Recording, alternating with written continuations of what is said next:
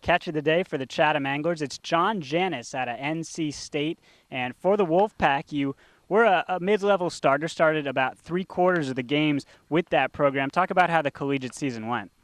Overall, I probably didn't hit the balls particularly as good as I wanted to this year, but we had a pretty good season, and we're hopefully going to build on it for next year. John, you played a little bit of time with Gianis last year in the Cape League, and then before that you were in Rochester with the Honkers, also the NECBL last year. Talk about what your summer ball experiences have been like. Well, my freshman year I went out to Minnesota and played 30 games, and it was more of like a minor league schedule, traveling and staying in hotels. And then last year with Gianis, played like 20 games, and then I went to Danbury in Connecticut, and overall that was a good summer experience too. Hopefully trying to build off what I learned in the Cape last year and bring that to this year. John, not a lot of people get signed in July for the Cape League, but a few do. Evan Marzilli, one of them, you're the other on this team. Does it throw off your rhythm at all to start playing so late into the summer? Well,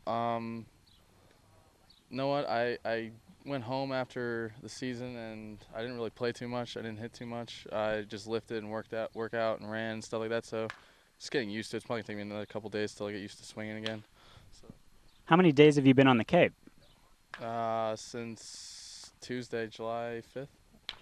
How's it been so far? I know we got bucketed on for only about half an hour yesterday at 11 o'clock in the morning, and it was enough to cancel the 7 o'clock game in the evening. Well, no, it rained a good amount. I mean, I was up late and it was raining, and so, I mean, I didn't think we were going to play yesterday with how much rain we got, but, I mean, just want to get some games in. Hopefully we'll see what happens. Is there anything that you particularly focused on in the collegiate season last year that you hadn't focused on coming into the Cape in the summer of 2010? Stealing bases. Hopefully we'll steal some bases, work on that. So that's about it. And your bio says that you were a pretty high-level soccer player in high school. Talk about the transition between soccer and baseball seasons.